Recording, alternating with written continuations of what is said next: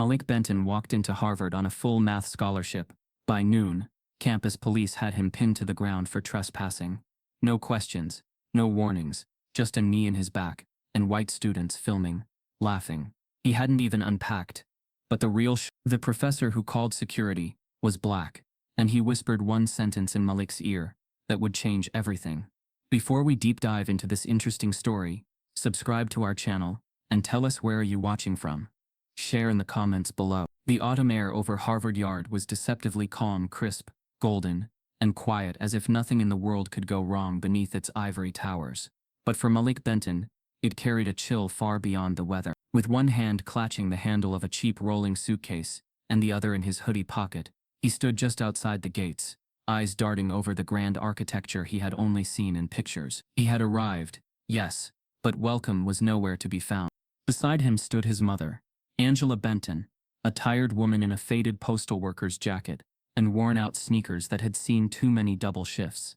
Her face carried years of sacrifice, each wrinkle a badge of survival. She blinked fast to hold back tears as she looked up at the red-bricked buildings and the wide, pristine pathways.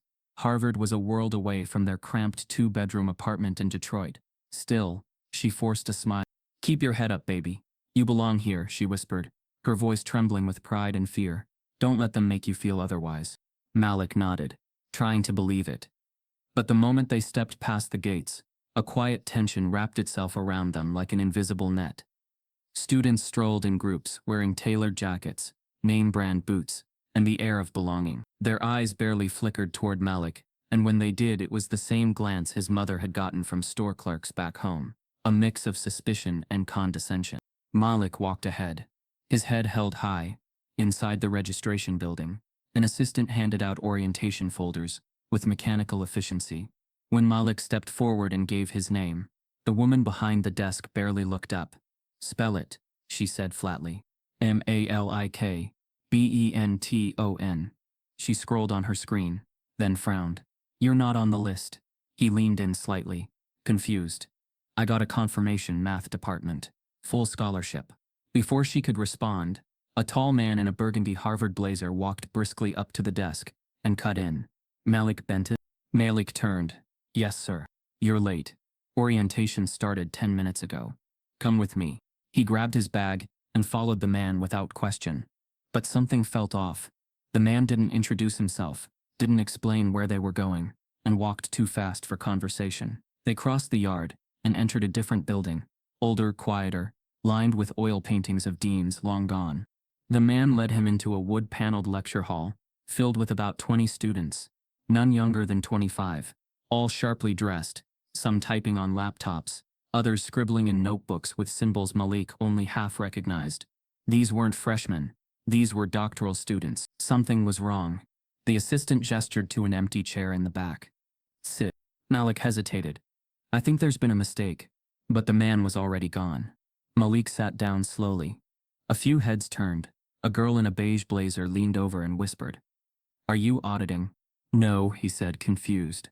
"I'm an incoming freshman." She blinked. "Undergrad?" He nodded. She didn't say anything more, but her expression said enough. The door slammed open at the front. A gray-haired man in a charcoal suit and wire-framed glasses entered. The room immediately fell silent. He didn't introduce himself. He simply began writing on the massive chalkboard. The symbols came fast, and without explanation. Multivariable calculus, abstract algebra, topology. Even for Malik, who had taught himself college-level math during high school nights in a cramped kitchen, this was dizzying. He recognized pieces, but the whole puzzle twisted too quickly to catch. After nearly 20 minutes, the man finally turned to the room. His gaze swept across the students until it landed on Malik. "You," he said, voice loud and clipped. "Name." Malik sat straighter. "Malik Benton." The professor's mouth curled into a smirk. "From what department?" "I'm an undergraduate. Math major." A few students laughed under their breath. One coughed something that sounded like quota. The professor's eyebrows lifted slightly. "Undergrad. Well then." He picked up a piece of chalk and walked to a fresh section of the board. "Let's have some fun," he said, beginning to write a complex theorem. "Since you're already here, let's see if you're smart, boy." A professor notices Malik sitting in the wrong class and says with a smug grin, Let's see if you're smart, boy. The chalk tapped against the board twice, sharp, intentional, before Professor Howard C. Wells stepped aside and revealed the sprawling equation. Malik had seen complicated problems before, but this one looked monstrous, like it had been designed with cruelty rather than intellect. Symbols twisted through each other in ways that felt like traps, each line branching into another like a maze that deliberately avoided solution. The room reacted immediately. A few students exchanged smirks. One leaned toward another and whispered, "He's gonna blow up in 30 seconds." Another simply shook his head and muttered, "This is gonna be embarrassing." Professor Wells stood with his hands folded behind him, a gesture that made the chalk dust settle around his cuffs like snowfall. His expression barely concealed satisfaction. "This," he said, tapping the problem again, "is a question from my graduate specialization seminar. No one here," he pointed at his advanced students, "has solved it. But since our guest seems confident, let's see what he can do." The word guest stung Malik more than he admitted to himself. He knew what the professor really meant. "You're not one of us. You don't belong in this room." Malik's throat tightened, but he kept his face steady. "I can try," he said softly. A few students chuckled at the understatement. Professor Wells raised an eyebrow. "By all means." Malik stood, moving through the narrow aisles. Each step felt heavier than the last, like gravity itself was daring him to fail. He grabbed a piece of chalk and stared at the equation. The room behind him buzzed with anticipation. He inhaled once, deep, centered. When he exhaled, something shifted. The noise dulled, the stares faded, and the professor's smug posture blurred into the background. All he saw was the board. Then he remembered. He remembered afternoons on the cracked Detroit sidewalk outside his apartment building, the one with broken streetlights and sirens as lullabies.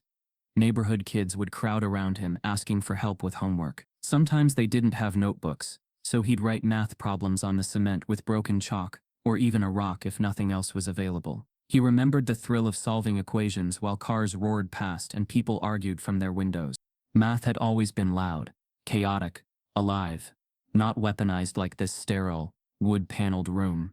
His grip on the chalk tightened. He began to write. At first, the students didn't understand what he was doing. He didn't attack the main equation head-on. Instead, he stepped back, made a small mark on the far left side of the board, and started simplifying an implicit sub-pattern that most people overlooked. His movements were slow, deliberate. He paused at times, not because he was unsure, but because he was piecing together the puzzle's skeleton.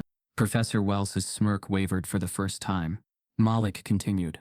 He connected the sub-pattern to a symmetrical identity that stretched across two lines of the original equation. A student in the front row sat up straighter. Another closed her laptop. Wells cleared his throat. "That approach is unconventional." Malik didn't respond. He kept writing. Line after line, the equation began to shrink, not in complexity, but in chaos. Malik was untangling it, the way one might unravel knotted string by finding the gentlest tension point. Each step was clean, logical, beautiful. Whispers stopped. Chairs stopped shifting. Someone even held their breath loud enough for it to echo. One student finally broke the silence with a stunned whisper. "No way." Another snapped. "He's guessing, he has to be." But guessing didn't create symmetry. Guessing didn't produce an identity that matched the curvature of the original function. Guessing didn't simplify two of the most stubborn sections of the equation in under 5 minutes. Only understanding did that. Wells stepped closer, his brows narrowing as if distance was the reason Malik's work made sense. "Show your reasoning for that jump," he said sharply. Malik didn't look away from the board. "It's not a jump," he said quietly. "You laid the groundwork for it in the first line." A small shock rippled through the students. Wells stiffened. Malik kept writing. He reached the final third of the equation, where most graduate students got stuck. This portion wasn't just difficult. It was misleading by design. It dared the solver to look at one path while hiding the correct solution in another. But Malik didn't hesitate. He gently erased a portion, restructured the terms around a different axis, and realigned the nested functions into a new shape. A shape that finally, undeniably resolved the problem. Gasps erupted across the room. Professor Wells blinked. Twice. Malik stepped back from the board. The chalk slipped from his fingers and broke on the floor, the sound echoing like punctuation. The entire equation, one that seasoned doctoral students had wrestled with for months, now sat perfectly solved across the board. Malik exhaled and moved to sit down. He didn't make it, because the room was too quiet. Unnaturally quiet. Every student stared at the board, then at Malik, then at Professor Wells, like they were waiting for the storm. Wells' face was unreadable for a long moment. His jaw clenched so tightly the muscle twitched near his ear. His eyes darted across each line of Malik's work, scanning for errors, any errors, even the smallest crack. There were none. One student finally whispered. He solved it before he even sat down. Another muttered, "Holy," but the professor cut him off sharply. Enough. The single word sliced the air. Wells turned slowly toward Malik, but the expression on his face wasn't pride or respect. It was something darker, humiliation camouflaged as control. He opened his mouth to speak, then closed it again. He looked at the board one more time, his jaw tightening further, and without warning, he grabbed his briefcase, snapped it shut, and stormed toward the door. The slam echoed through the hall like a gunshot. Students flinched, heads snapped up. No one knew what to say. Malik froze halfway into his seat. What had he done? The room remained silent for several long seconds, the kind of silence that thickens the air, until breathing feels like a chore. Some students tried to mask their shock. Others simply stared at Malik with a mix of awe and resentment. The girl in the beige blazer, the one who had whispered to him earlier, leaned closer. You weren't supposed to be in this class," she said in a low voice. And he definitely wasn't supposed to react like that. Malik nodded slowly, though he didn't trust his voice enough to speak. Another student, older and heavier set, looked directly at him. "You just embarrassed a tenured professor," he said bluntly, like badly. Malik swallowed. That wasn't what he wanted. He hadn't come here to show anyone up. He had only wanted to prove he wasn't a joke. But a truth settled over him like a winter fog. This wasn't going to end well. Not for him. Not at Harvard. As Malik gathered his things, hoping to slip out quietly, a scrap of folded paper slid down from under his notebook, something he hadn't noticed before. He opened it with trembling fingers. Just 5 words, scribbled in sharp, hurried handwriting. "Watch your back at Harvard." The paper wasn't signed. His breath caught. He looked up. Students were already turning away, some whispering, some avoiding his gaze altogether. But someone in that room, had placed that note. Someone who didn't want him here. Someone who might be closer than he thought. Before he could process it fully, the lecture hall door creaked open again. Not with the professor returning, but with a different figure standing in the doorway. A man he had never seen before. A man wearing a faculty badge. And he was staring directly at Malik. The professor stares in disbelief, then storms out without saying a word. The silence breaks when a mysterious faculty member appears at the doorway, watching Malik with an unreadable expression. The moment Professor Wells vanished from the lecture hall, the atmosphere didn't calm. It cracked. Whispers grew into murmurs, and murmurs into tension-charged stares. Some students exchanged wide-eyed looks of disbelief. Others whispered sharply under their breath, barely hiding the resentment. "He must have seen the solution before," one student muttered. That was too fast. Nobody does that, Lev. The girl in the beige blazer, who had earlier asked Malik if he was an undergrad, leaned toward him again. This time her voice clipped and suspicious. "Where'd you learn that method?" Malik replied evenly. "I didn't learn it. I saw it unfold," but his calm didn't disarm her. If anything, it made her more uncomfortable. The lecture hall was divided. A small group marveled at Malik's work, but a larger, louder current was already forming, bubbling beneath the surface, disbelief turning into bitterness, awe twisting into accusation. Because in a place like Harvard, when someone like Malik, young, black and from Detroit, breaks their rules without asking permission, it doesn't just challenge pride, it threatens hierarchy. Malik hoped it would pass. He thought if he just stayed quiet, if he focused on his classes, things would return to normal. But by morning his name was everywhere. Group chats buzzed with speculation. Dining hall corners echoed with sarcasm. "He's a plant," one student scoffed. "No way he solved that. This is PR. Probably had help from some postdoc. These schools love making diversity miracles out of thin air," another added. Even in lectures unrelated to math, Malik felt the stares. Professors began glossing over his questions, or cutting him off mid-thought. In the library, students whispered when he walked by, their laughter loud in ways it hadn't been the week before. Then came the first envelope, white, unmarked, placed neatly in his dorm mailbox. Inside was a single line typed in bold letters, "Know your place." At first he thought it was a prank, until the second letter came, "We're watching." Then the third, "Harvard wasn't made for you." He took them to his RA. The RA shrugged, more annoyed than alarmed. Weird. Probably just dumb freshmen trolling. Happens every year. But Malik wasn't naive. He'd grown up around threats that sounded like jokes. He knew what this was. It wasn't trolling. It was a warning. He took the letters to campus security. They took them, nodded solemnly, and told him they'd look into it. But their tone was flat, mechanical, like they'd already decided this was nothing. Then came the fourth envelope. This one stained with something brown, and he demanded they pull the dorm mailroom footage.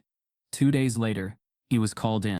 Sergeant Cleary, a tired, heavy-set man with gray temples and a thick Boston accent, sat him down in front of a grainy black and white screen. "You're not gonna like this," he said. The footage showed a person entering the dorm building late at night, not hiding, not rushing, wearing a blazer, and clipped to that blazer, a Harvard faculty badge. Malik leaned forward, pulse spiking. "That's not a student." "No," Cleary confirmed. "It's someone with employee access. That badge gets you into faculty buildings and administrative zone." Malik's voice dropped. "Who is it?" Cleary hesitated. "Can't say. Internal review has to finish first. We'll inform the dean's office." Malik's face hardened. "So someone with power is stalking me, and your plan is to sit on it." Cleary's jaw clenched. "I'm telling you to be careful. These things can spiral if they go public before we know the full story." Malik stood up, fury rising in his chest. "The full story is already written on those envelopes." That night, Malik called his mom.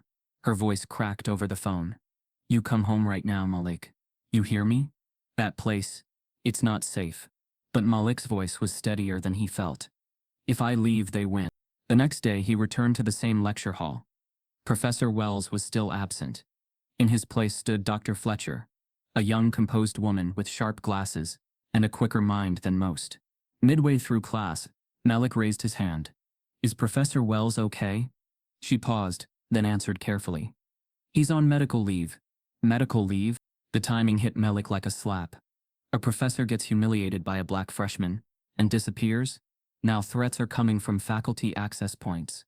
After class, Malik approached Dr. Fletcher quietly. "Did he say anything about me before he left?" She hesitated, then nodded.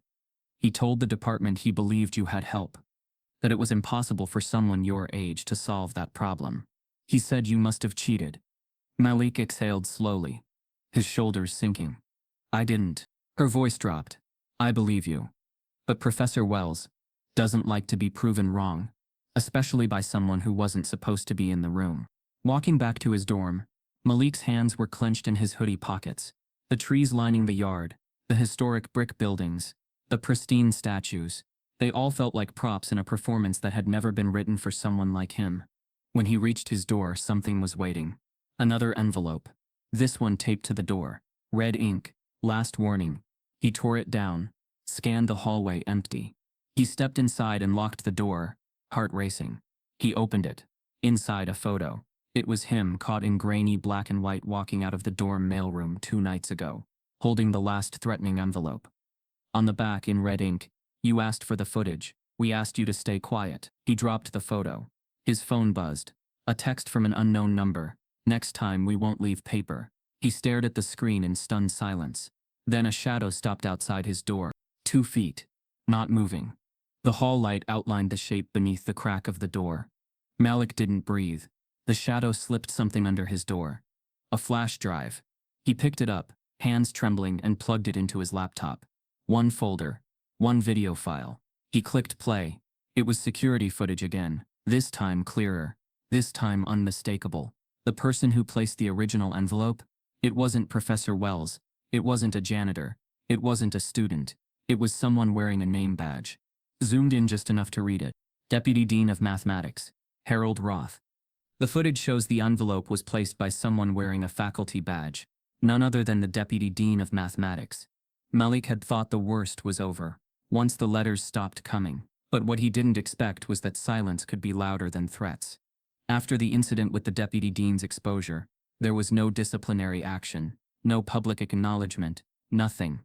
The university acted as if it never happened. The weight of knowing what had been done to him, how deep the system would go to protect itself, now pressed down on him like a second skin. He tried to bury himself in his studies. Math had always been his refuge. Numbers didn't lie. Equations didn't care about race, or politics, or legacy. But even in the classroom, the cold had spread. His classmates no longer whispered within earshot. They simply ignored him altogether. Group projects were formed without him. Study sessions moved to private rooms he wasn't invited. He'd gone from a viral genius to a social leper in less than 3 weeks. The last straw came in the form of a letter. This time from his own dorm. His white roommate, Todd, left a note taped to the dresser mirror. "I'm transferring rooms. You're making me uncomfortable. This environment isn't healthy for me." No confrontation, no conversation, just a polite-sounding betrayal in 12 words. Malik sat on the edge of his bed for a long time after reading it, trying to process what exactly had made Todd uncomfortable. The threats Malik received, or the fact that Malik dared to outshine people who didn't expect him to. That night, the hallway was filled with the sound of boxes being wheeled down the corridor. Todd didn't say goodbye. A few days later, Malik noticed his phone vibrating endlessly during lunch. Dozens of notifications from Instagram, Discord, Reddit. Some tagged him directly, others were screenshots. One of the math students had created a private group chat called Token Watch, and it had leaked. Malik's face was plastered on memes that read, "Harvard's diversity mascot, affirmative action avenger. Math monkey solves trick banana." The captions weren't just cruel. They were vile. Racist in subtext, and in some cases explicitly so. They mocked his Detroit upbringing, his clothes, even his mother. What hurt the most was seeing familiar names in the chat. People he had spoken to, people who had once smiled in his face. One even joked, "Bet he's got ChatGPT doing his homework now." AI for A. Malik marched to the student affairs office, trembling with rage and disbelief. He showed them everything. The messages, the group name, the usernames, all tied to Harvard email addresses. The administrator on duty scrolled through the screenshots, sighed and muttered, "Kids can be mean these days." "That's it?" Malik asked, his voice tight. "Mean? Well, it's not an official Harvard platform. We can't police off-campus behavior unless it involves threats. They're targeting me. They're mocking me based on race." The admin nodded with what felt like forced empathy. "We understand how you feel. We'll issue a general reminder about respect and community guidelines. In the meantime, we encourage you to take care of your mental health." Malik left the office more exhausted than when he walked in. That line, "We understand how you feel," echoed like a mockery in his head. They didn't understand. They didn't want to. As midterms approached, Malik threw himself into preparation. He spent nights in Lamont Library, reworking problem sets, double-checking his solutions. The exam would cover advanced proofs, real analysis, and group theory. It wasn't light material, and Malik knew the only way he'd keep his scholarship was to stay at the top of the curve. 3 nights before the exam, he returned from the library to find his desk drawer slightly open. His heart dropped. His math notebook, containing 6 weeks' worth of lecture notes, original problem solutions, and outlines for his midterm essay, was gone. Panic flooded his chest. He tore through the dorm room, pulling open drawers, flipping over books, checking under the bed, under the mattress. Nothing. It hadn't been misplaced. It had been taken. He filed a report with campus security, but they treated it like lost property. "Maybe it'll turn up," the officer said. Malik stared at him, incredulous. "Someone took it from my locked drawer." The officer shrugged. "No forced entry. Nothing on the hallway camera." "Sorry." When he arrived at class on the morning of the exam, Malik felt sick. He did his best to reconstruct the material from memory, but the stress clouded his thoughts. What had once come effortlessly now felt foreign. He completed the exam, but knew, deep down, that something wasn't right. 2 days later he was summoned to Professor Wells' office. Wells was back, alive, smug and colder than ever. Malik entered cautiously, still carrying the weight of everything that had happened. The professor didn't look up from his desk. "You're being accused of academic dishonesty," Wells said bluntly. Malik's chest tightened. "What?" "Your essay submission, word-for-word match with an assignment submitted to an online repository last year." "I wrote that from memory. My notes were stolen," Malik said quickly. "How convenient." Malik stepped forward, frustrated. You know I didn't cheat. You know what I'm capable of. Wells finally looked up, and his eyes narrowed. That's the problem, Mr. Benton. You're making a lot of people look bad. That's not how this institution functions. There it was. Not even subtle. The confirmation Malik had been waiting for and dreading. I want to speak to the dean, Malik said. Wells leaned back. You'll speak to the Academic Dishonesty Board. Tomorrow. Malik left the office with the blood roaring in his ears. He wasn't just being targeted. He was being set up. As he walked across the yard, the first snow of the season began to fall, soft, white, quiet. But Malik's world felt anything but peaceful. The next morning, an official email landed in his inbox. You are summoned to appear before the Harvard Academic Integrity Board for charges of plagiarism and academic dishonesty. Potential consequences include disciplinary probation or expulsion. Malik is summoned before the Academic Dishonesty Board with expulsion on the table. The hearing room was cold, not because of the temperature but because of what it represented. Wood-paneled walls surrounded Malik Benton like a courtroom from another century, polished and distant. At the long mahogany table, 7 panelists sat in judgment. All of them were white, their faces unreadable, their eyes either avoiding Malik or studying him like a problem that needed to be solved quietly. No attorney, no mentor, no family. Malik sat alone. He clutched a manila folder in his lap, his rewritten notes the only shield he had. Across the room, Professor Howard C. Wells stood polished and poised, draped in a navy blue suit and red tie that matched the calm cruelty in his voice. Whatever mask he wore, it had been crafted long ago for situations just like this. Scenarios where he could ruin someone without raising his tone. The chairwoman of the board, an older woman with a sharp voice and stiffer posture, began the hearing. Mr. Malik Benton is hereby charged with academic dishonesty under Harvard Code. She read the accusation like it was scripted. Plagiarism on the midterm, matching work submitted years earlier by another student. The words stung more because Malik knew the truth. His notes had been stolen, his study plan sabotaged. But in this room, truth didn't weigh as much as power. Professor Wells stepped forward to present the evidence. Calmly, confidently, he placed 2 papers on the table. Malik's exam and the older student's work. Identical phrasing, identical structure, he stated, pausing just long enough for the gravity to settle. While Mr. Benton claims his notes were stolen, there is no evidence of forced entry or credible witness. Malik clenched his fists under the table. He wanted to scream, but instead, when given his chance to speak, he rose and tried to hold on to his composure. I didn't cheat, he said firmly. My notebook was stolen from my locked drawer. I reported it. I asked for footage, but it was never given. Someone wanted this to happen. One of the board members looked at him skeptically. Why would anyone want to frame you? Malik hesitated only a second. Because I embarrassed a professor in this room. Because I'm not supposed to be here. Because I'm making people uncomfortable just by existing. That sentence sucked the air out of the room. One board member shifted uncomfortably. Another lowered their eyes. But no one responded. The chairwoman asked, Professor Wells, did you and Mr. Benton have any previous issues? Wells smiled faintly. None of significance. I challenged him academically. He responded strongly. Malik nearly laughed at the understatement. You called me boy. You tried to humiliate me in front of your class. Wells gave a shrug. Interpretation is subjective. The hearing room fell into silence. It was clear they were already forming their decision. The chairwoman folded her hands, then instructed Malik to wait in the hallway while the panel deliberated. As he walked out, he caught a glance between Wells and one of the board members, an exchanged smirk that twisted Malik's stomach into knots. Outside, Malik sat on a bench, head in his hands, wondering how many more battles he'd have to survive just to prove he belonged. Through the frosted glass window, he could see the shadows of the panel huddling, voices low. It didn't matter what he said inside, his words had been heard, but not believed. Then, from the corner of the hallway, a voice broke through the silence. You Malik? Malik looked up. An older black janitor stood a few steps away, mop in one hand, a flash drive in the other. His overalls were faded, and his Boston accent thick. I saw what they're doing to you, son, he said, voice low. 3 nights ago, I was cleaning near your dorm.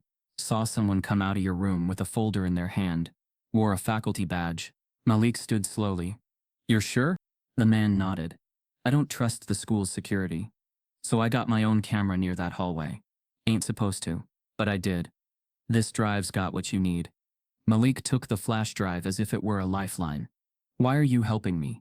The janitor smiled, sad and wise. Because I've seen too many like you chewed up and spit out by this place. You ain't alone, even if they want you to feel like it. Before Malik could say thank you, the janitor was gone. Without waiting, Malik re-entered the hearing room. The panel turned in surprise. The chairwoman raised a hand. Mr. Benton, we're still in deliberation. I have new evidence, Malik said, voice firmer now. He walked to the panel's laptop, plugged in the flash drive, and opened the video. Everyone leaned forward. Footage played, clearer than anything campus security had offered. Malik's dorm hallway. Time-stamped it. A figure walked into frame. The blazer. Faculty ID. A folder in their hand. They entered Malik's room using a key card, stayed for just under a minute, then exited. The camera zoomed in. The face was unmistakable. Professor Howard C. Wells. Gasps filled the room. One panelist muttered, "My God." Wells stood abruptly, knocking his chair backward. "This is a fabrication." Malik didn't even flinch. "You said I had no proof. Here it is." The chairwoman stared at the screen, stunned. Then she turned toward the board. "This changes everything." A different panelist shook his head. "Professor Wells, do you deny this footage?" Wells stammered, but no words came. His confidence gone. The board called for a recess. This time not to punish Malik, but to review potential disciplinary action against the professor. Malik stood by the window, unsure whether to feel relief or rage. He'd told the truth, fought through silence, and finally been heard. But the cost had been immeasurable. As he stepped out of the room again, his phone vibrated in his pocket. A text message. That janitor should have kept his mouth shut. His skin went cold. Even with proof, even with justice, the system was still watching, still waiting, still hunting. The footage shows Professor Wells himself taking the notebook, just as Malik receives a threatening message, warning him about the janitor. Malik barely slept the night after the hearing.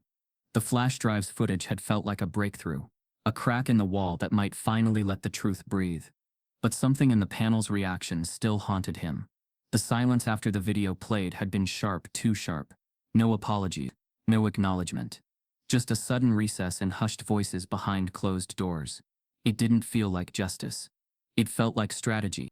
By the next morning, that suspicion was confirmed. An email arrived from the Office of Academic Integrity. Due to technical difficulties and questions regarding authenticity, the submitted footage is deemed inconclusive and inadmissible for decision-making. Malik read the sentence 3 times. His heart sank.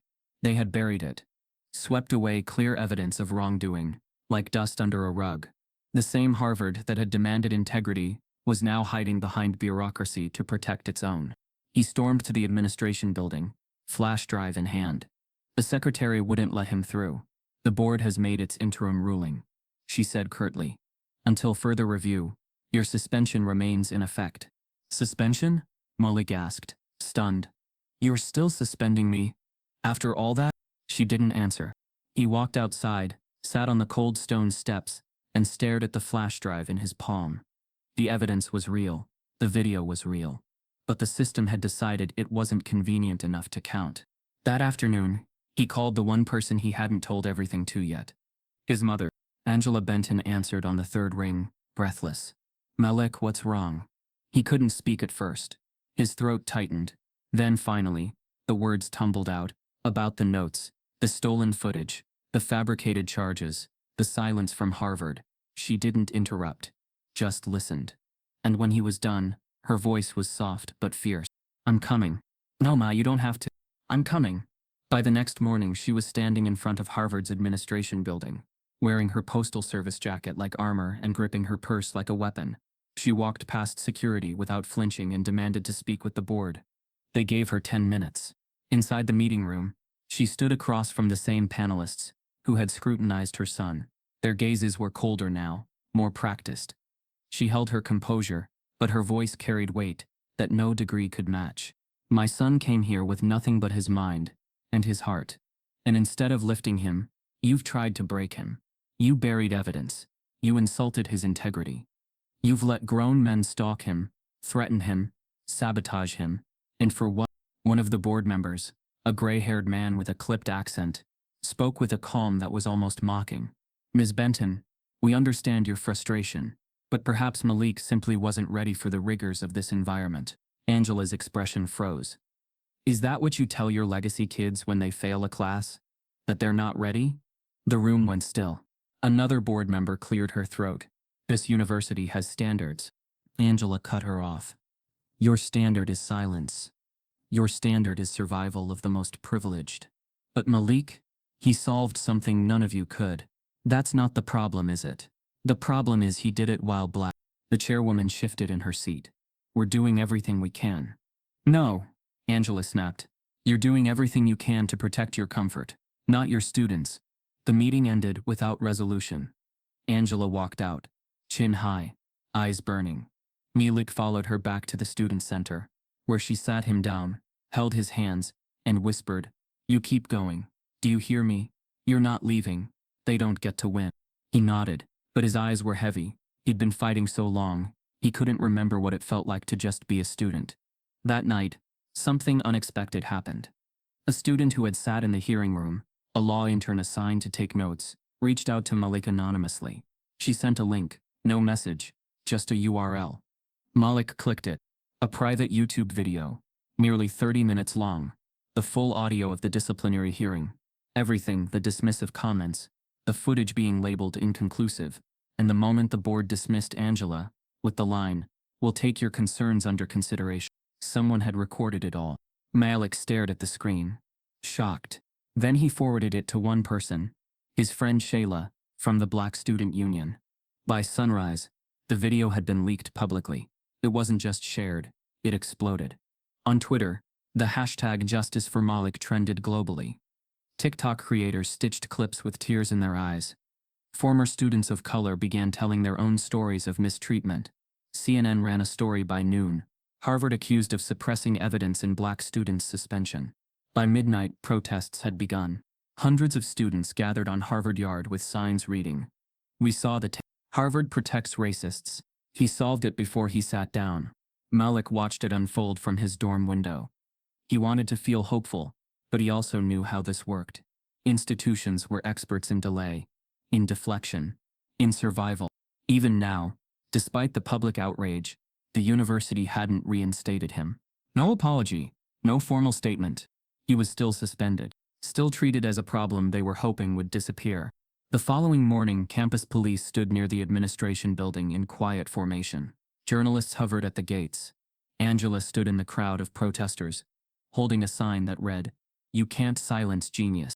But back inside those wood-paneled rooms, the conversations weren't about justice. They were about damage control. An internal email from the dean's office had already been leaked. It read, We must maintain institutional credibility during this sensitive time. The footage was corrupted beyond admissibility. The student in question will remain suspended until further evaluation. Corrupted. Malik felt the words sink like a blade. They were never going to admit fault, because admitting fault meant opening the door to lawsuits. It meant surrendering power. And power, Malik now understood, was the one equation they'd never solve in his favor. He sat in his dorm alone, even as chants echoed outside his window. Justice was being demanded, but none had arrived. His phone buzzed. A text from Shayla. You sparked a movement, but they're not backing down, yet. He typed back, slowly. What if they never do? The screen blinked with 3 dots. Then we make sure the world sees every single move they make. We don't stop. Malik sat quietly, the noise of protest still rising outside. He didn't feel like a hero. He felt like a target, and somehow he knew the hardest part was still ahead. Harvard faces nationwide protests, but Malik is still suspended. The noise outside Malik's dorm room never faded. It grew. Chants filled Harvard Yard day and night, no longer just from students, but now echoed by activists, journalists, and strangers who had never met Malik, but now wore his story like armor. What began as a campus controversy had erupted into a nationwide reckoning. The hashtag Justice for Malik wasn't just trending, it was everywhere. Within days, global attention surged. Celebrities, athletes, and intellectuals flooded social media with outrage. Civil rights groups mobilized faster than anyone expected, organizing synchronized protests across Ivy League campuses. Outside Massachusetts Hall, the air smelled of cardboard signs, camera flashes, and resistance. Students marched carrying banners that read, "He solved it before he sat down," and "Harvard protects its own, unless you're black." Malik's face, once anonymous in a crowd, now appeared on murals, tweets, and protest art across the country. Malik watched it all from behind a window, stunned. He'd never asked for this.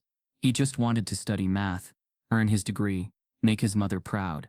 But now his name was a symbol, a rallying cry. And while the world applauded, inside he felt the pressure mounting. "This is bigger than me," he whispered to himself, staring out at the crowd of chanting students. Angela Benton, his mother, stood beside him. She held her phone in one hand, shaking her head as threats poured into her inbox. "They doxed our address," she said quietly. "Someone left a voicemail, talking about watching me walk to work." Her voice cracked, but she refused to cry. "We need to leave." Malik's face hardened. "If we leave now, they win. They'll say I couldn't take the attention." She turned sharply. "This isn't attention, Malik. This is danger. This is them reminding us what happens when we step out of line." As she spoke, Malik's email pinged. It was from an encrypted sender, labeled only, "Anonymous Alum, 97. The subject line chilled him. "He's done it before. I have proof." Malik opened it immediately. The message was short. "I was in Professor Wells's class in 2012. I filed a complaint for racial targeting. They covered it up. I took the payout. But I kept the evidence." Attached were scanned PDFs, internal memos, HR emails, and most damning of all, a settlement letter marked confidential institutional risk management. The victim's name was Kiara Rowe. "Mom," Malik whispered, showing her the screen. "I'm not the first." Angela's face went pale. "How many more?" Malik typed back, "Can you talk?" The response came within minutes. Kiara was ready, and she wasn't just sharing documents. She wanted to go public. Hours later, her video statement dropped online. In it, Kiara explained how she too had been labeled disruptive, accused of plagiarism after challenging a flawed proof Professor Wells had published. Her academic career at Harvard had crumbled overnight. Advisors stopped responding. She was offered a quiet exit with a confidentiality clause. "They made me feel like my existence was the mistake," she said, her voice trembling. "And now they're doing it again. This has to stop." The internet erupted. The hashtag morphed into Justice for Kiara. Then other stories emerged.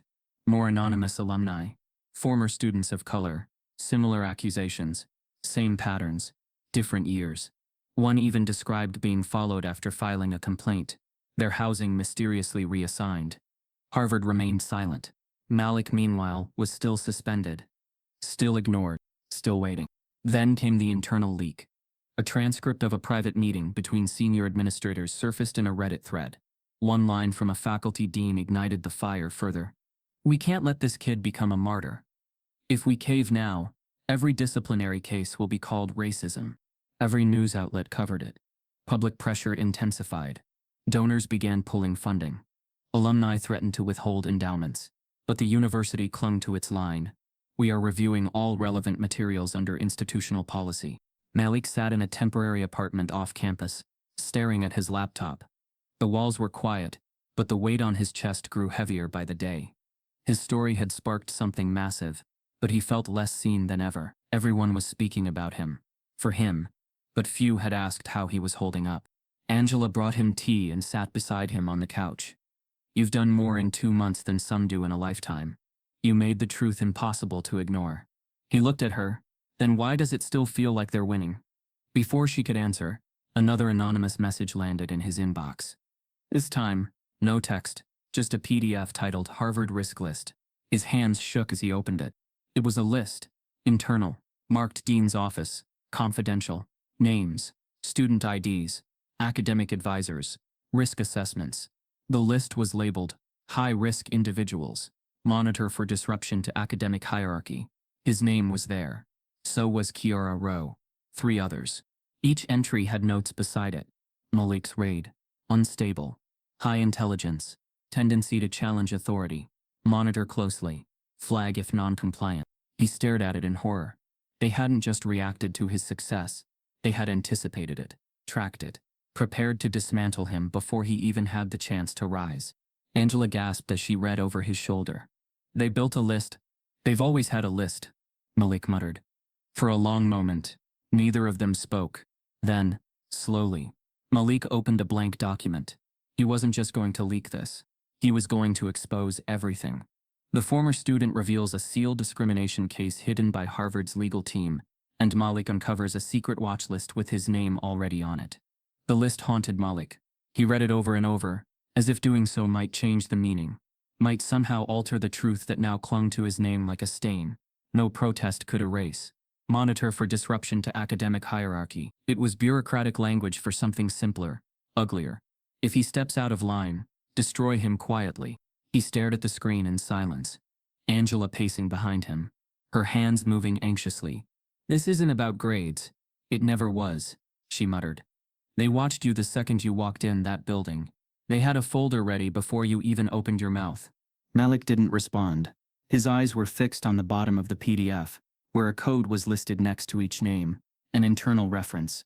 A small string of letters and numbers. It looked like nothing, until he remembered something from the documents Kiera had sent. He dug through the old emails, searching until his fingers ached. Then he found it, a matching code next to Kiera's file. And next to it, a different label. Status, settled via confidential resolution.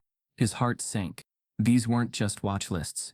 They were markers, tracking the students Harvard deemed expendable, and cataloging those they had quietly paid to disappear. He forwarded the document to Shayla, who immediately replied, "We need someone on the outside. A real journalist. Someone who can dig into this deeper." Enter Maya Lin, a junior at Columbia Journalism School. Sharp as broken glass, and twice as dangerous. She had messaged Malik days earlier, offering to help tell his story, but he'd been too overwhelmed to reply. Now he needed her. They met at a small cafe in Cambridge. Malik arrived wearing a hoodie, pulled tight over his head, glancing around nervously. Maya wore confidence like armor, black trench coat, spiral notebook, voice recorder in hand. "I've heard rumors about Wells for years," she said, flipping open her notes. "But no one ever went on record. You've cracked it wide open." I didn't want to, Malik said. "But now I can't stop." Maya's eyes narrowed. "I've seen the list. I matched the codes. There's a pattern. Racial minorities. Students who challenged faculty. Every one of them targeted, then offered hush money." "How much?" Maya leaned in. $720,000, minimum. Paid out over a decade. Through backdoor settlements, reclassification, quiet transfers. The bulk of it tied to Wells and 3 others. "You were next." Malik swallowed hard. "How do you know?" "Because I talked to the Latino student from 2017, she said. "Name's Javier Delgado. Honors student. Math prodigy. Accused of copying code from another project. Sound familiar?" Malik's stomach turned. They offered him $90,000 and a sealed transcript if he withdrew quietly. He took it, went home, never spoke out, until now. Maya pulled out a flash drive and slid it across the table. His full statement, emails, the settlement doc. "And there's one more." She opened her laptop and turned it toward him. On the screen, a scanned document from 2013. A complaint filed by a student named Tasha Freeman. Black, pre-med, math minor. She had accused Wells of discriminatory grading and personal harassment. Her case never went to hearing. She withdrew from Harvard mid-semester. The notes read, "Resolved administratively. Confidential terms. No further action." "How many more?" Malik asked. Maya's voice dropped. "Dozens." Harvard's cover-up wasn't an accident. It was institutional design. A system built to protect the faces and portraits on the walls, not the bodies in the classrooms. Malik returned to campus with the weight of truth. He didn't feel victorious. He felt sick. The next day he requested a meeting with Harvard's Office of Student Resolution. They agreed. The conference room was glass-walled, pristine and eerily quiet. A dean, a compliance officer, and a university attorney greeted him like he was a guest at a bank, not a student fighting for his academic life. They didn't ask how he was. Didn't acknowledge the protests. Didn't mention the sealed cases. Instead, the attorney slid a folder across the table. "Mr. Benton, the university recognizes the challenges you've endured. In the interest of moving forward with minimal disruption, we're prepared to offer you a resolution." Malik didn't touch the folder. "What kind of resolution?" The dean smiled. "Full academic clearance. Your record will show no misconduct. You will receive credit for the semester. The attorney added.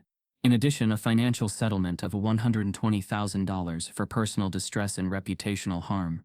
Angela, seated beside her son, stared at them in disbelief. You're offering him money to forget? No, the dean replied smoothly. We're offering a path forward. For everyone. And what do you want in return? Malik asked. The attorney answered without blinking. You sign a non-disclosure agreement. No media contact. No lawsuits. No publication of internal documents. The silence that followed was deafening. Malik looked at his mother. She didn't say a word, but her eyes burned with fire. He turned back to the panel. You want to buy my silence? We want peace, the dean said. You've made your point. Let us handle the rest internally. Malik stood slowly, the chair scraping against the tile. You don't want peace. You want control. The attorney cleared his throat. This offer expires in 48 hours. If declined, we will proceed with your official separation from the university. Angela rose beside him. Then separate. But know this, you're not silencing him. You're making him louder. They walked out, heads high, fists clenched. Back at the apartment, Malik sat at his laptop. He stared at the documents, the files from Kiora, Javier, Tasha, and the secret list with his name on it. Then he opened a browser window and searched for a law firm, not just any firm, a civil rights powerhouse in DC. He called, introduced himself, sent everything. By midnight, the firm responded. They were in. A class action lawsuit was drafted by morning. Malik wasn't just fighting for himself anymore. He was coming for the institution. Malik refuses Harvard's hush money and instead files a public lawsuit with a top civil rights firm. The courtroom was a polished, sterile arena. Sunlight filtered through high windows, casting perfect shadows over mahogany benches and marble floors. It looked more like a library than a battlefield. But for Malik Benton, it was ground zero. This wasn't just about vindication. It was about survival of truth, of dignity, and of his future. Malik sat beside his legal team. 3 attorneys from a small DC-based civil rights firm. They weren't flashy. No luxury watches or slick PR stylists followed them. But what they lacked in numbers, they made up for in clarity. They believed Malik. They believed in justice. And they came prepared to fight an institution that had mastered the art of elegant suppression. Across the courtroom sat Harvard's legal army. 5 corporate lawyers, a reputation management strategist in the back row, and their lead counsel, Elliot Vance, gray-haired, sharp-suited, and famously ruthless. Vance specialized in making victims look like liars and institutions look like misunderstood giants. To him, Malik wasn't a young man wronged. He was just another problem to neutralize. In his opening statement, Vance's voice was steady and condescending. This is not a case about race. This is a case about standards. Mr. Benton was admitted with promise, yes, but promise must be met with conduct. And unfortunately, Miss Benton became disruptive, combative, and unfit for Harvard's rigorous environment. The subtext was unmistakable. Malik's attorney, Janelle Harper, rose in response. Her voice was cool, but every syllable cut like steel. This is not a case about standards. This is about sabotage. Targeted, repeated, institutional. Harvard didn't fail Malik Benton because he lacked ability. They failed him because he exposed a lie they've spent generations protecting. With that, the tone of the trial was set. The first few days were a parade of character assessments. Harvard brought in professors who spoke in vague, technical terms about policy and code. They painted Malik as difficult, as a student who demanded exceptions, who preferred confrontation over collaboration. They showed screenshots of Malik's viral support online as if popularity somehow equaled guilt. Then came the testimonies. Kiara Rowe was first. She walked into the courtroom with shoulders squared, wearing a blazer and fire in her eyes. Her voice didn't waver once. She told the jury about the time she challenged Professor Wells' grading, how she was accused of cheating, isolated, and then quietly pushed out. She held up the confidentiality agreement she'd signed and said, "They paid me to disappear, but I'm done being silent." Javier Delgado followed. He described how a random academic integrity audit targeted him days after he filed a complaint about racially coded remarks in class.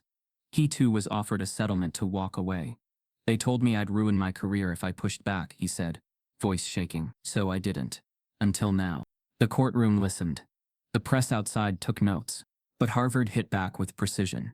Their lawyers questioned Kiara's academic inconsistencies. brought up a bad grade from her freshman year, and even implied that Javier had a pattern of instability. Every witness was framed as a fluke, an outlier, or worse, ungrateful. Then came Maya Lin. The young journalist had assembled every document, every payout, every confidential note Harvard had hoped to bury. She testified under oath, verifying the risk list, the payout spreadsheets, and internal memos about student image control. When she read aloud the risk list line that described Malik as non-compliant and disruptive, several jury members exchanged glances. Still, Harvard pushed back. They accused Maya of violating data ethics. They questioned her motives. They asked if she had a personal stake in the case. She didn't blink. The truth is the stake. Malik watched all of it unfold from his seat. Some moments filled him with pride, seeing Kira, Javier, and Maya refuse to be intimidated. Other moments made his stomach knot, especially when Harvard's lawyers described him as the architect of chaos, a young man who had weaponized activism for notoriety. It hurt in ways he couldn't describe, but the worst was yet to come. Until day 15. Mid-morning, a hush fell over the courtroom as a new name was read aloud. Unexpected, unannounced. Dr. Mitchell Carr, a tenured professor of mathematics at Harvard. White. 30 years in the department. A name that didn't appear in any of the case files. Malik's attorney had received a tip the night before. Dr. Carr had requested to testify, voluntarily. What he had to say, no one, not even Harvard, was ready for. Carr took the stand slowly. He adjusted the mic, cleared his throat, and avoided eye contact with the defense. His hands trembled slightly. I served on the academic review panel when Mr. Benton was brought up for disciplinary charges, he began. Janelle stepped forward. Can you describe what happened in that meeting? Carr nodded. We were shown Malik's paper and told it matched a prior submission. We weren't given access to the original notes, or the footage that Malik said cleared him. We were told the footage had technical issues. Janelle's voice was careful. Who said that? The department chair, and then something else was said. Something I need to share. Carr looked directly at the jury now, his voice steadying. He said, and I quote, "He's making us look bad. Get him out before this turns into something national." A gasp rippled through the room. Janelle asked, "You're saying you were told to remove Malik, not based on evidence but because of reputation management?" Carr nodded slowly. Yes. And I didn't stop it. I should have. But I didn't. Harvard's lead attorney sprang up. Objection. This is hearsay. The judge raised a hand. He's under oath. The jury will decide credibility.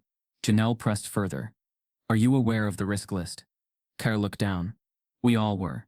Faculty were told it was for student safety, but we knew what it really was. It tracked students who challenged the power structure. And were those students disproportionately minorities? Yes. The courtroom stilled. Harvard's bench was pale. Their PR rep typed rapidly. Vance clenched his pen. Carr stepped down from the witness box, and Malik couldn't help but stare. A man who'd once been silent had cracked the lie wide open. Outside, protesters roared louder. Inside, the jury leaned forward. But Malik knew this wasn't over. Because when an institution like Harvard is backed into a corner, it doesn't confess. It retaliates. A white faculty member confesses under oath. We were told to get rid of him. But Malik knows Harvard still has moves left to play. The courtroom bombshell from Dr. Carr's confession rippled far beyond the wooden benches and jury box. Within hours, clips of his testimony circulated on every major platform, edited into highlight reels, subtitled into multiple languages, stitched into TikToks, and reposted with the words, "We were told to get rid of him." But Harvard didn't react publicly. It never did. It operated in silence, cloaked in centuries of selective integrity and rehearsed restraint. Instead, the institution played its usual game, waited out, drowned the noise in statements of deep concern and hollow promises of further review. Except this time, it didn't work. Because this time someone leaked the memo. A faceless email account forwarded it to over 50 journalists across the country. The subject line was simple. This is what Harvard really thinks. Attached was a PDF clean, official, damning. An internal email dated the morning after Malik solved the infamous math problem in Professor Wells' seminar. It was written by the Dean of Academics himself. The content read, "We need to manage this situation carefully. The student in question is already drawing too much attention. His continued presence could disrupt the academic balance we've worked so hard to maintain. Consider fast-tracking disciplinary review before this escalates. 3 lines. 3 sentences that undress the institution in broad daylight. Disrupt the academic balance. That line hit like a thunderclap. Within hours, disrupt the balance trended worldwide. Sponsors pulled out of long-standing partnerships. A major software company withdrew its $10 million research grant. Harvard's social media accounts were flooded with rage. Influencers with massive platforms spoke up. Former graduates publicly denounced the institution. Ivy League faculty from across the country released open letters condemning centuries of embedded elitism and racial gatekeeping. Alumni, too, began to rebel. Thousands signed a petition threatening to pause their donations indefinitely, unless Harvard acknowledged the memo and Malik's suspension. And still, Harvard said nothing. The silence now read as guilt. Meanwhile, Malik's name transformed. He was no longer just the boy who solved the problem. He became a symbol of resistance, of exposure, of brilliance and defiance. But Malik wasn't a symbol. He was a 19-year-old, and the weight of all that symbolism was suffocating him. Television crews requested interviews daily. Major networks begged for exclusives. Protesters outside chanted his name. Journalists camped outside his apartment. Strangers from around the world flooded his inbox with stories of their own academic erasure. For a while, Malik tried to keep up. He showed up to panels, sat for interviews, gave speeches. His voice, once silenced in the back of a math classroom, now echoed through auditoriums and headlines. But it came at a price. He wasn't eating right. He wasn't sleeping. Every time he opened his phone, a new headline twisted his story. Some in support, others trying to paint him as hostile, arrogant, or playing the race card. One major outlet published a piece titled, "Did Harvard Fail Malik, or Did Malik Fail Harvard?" It crushed him. He didn't respond publicly, but the headline replayed in his head like a cruel mantra. His mother begged him to rest, to step away from the cameras for a while. But Malik felt trapped. "If I disappear now," he told her, "they'll say I was never built for this." Angela cupped his face gently. "You weren't built for this, baby. No one is. You were built to solve problems, not carry the world's guilt." But the momentum had swallowed him. During a high-profile live interview with a major network, Malik sat under the hot studio lights, a microphone clipped to his collar, cameras rolling from every angle. The anchor, a veteran host, opened the conversation with care, but inevitably the questions sharpened. "Do you think this attention is helping or hurting your case? What would you say to students who think you've made Harvard look bad? Do you ever regret speaking out?" Malik answered slowly, trying to hold his composure. But his responses came out thinner, weaker. His vision blurred. The lights felt hotter than before. His breath shortened, sweat dripped down his temples. Then mid-sentence he faltered. The anchor leaned in. "Malik, are you okay?" Malik tried to respond, but no words came. He blinked hard. The studio lights merged into blinding white. Then everything went dark. The broadcast cut abruptly. The studio erupted into chaos. Paramedics rushed in as Malik collapsed out of his chair, unresponsive. His mother, who had been watching from backstage, screamed his name as she pushed past the producer. The world watched in horror as footage of Malik being wheeled out on a stretcher went viral. Within hours, hashtags flipped.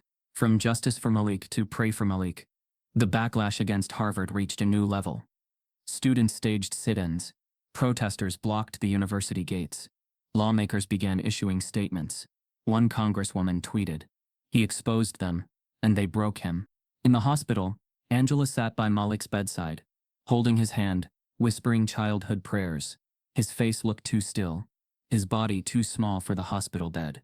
Machines beeped rhythmically around him, each one a reminder that the fight hadn't just scarred his name, it had scarred his health. Doctors ran tests, checked vitals, scanned his brain.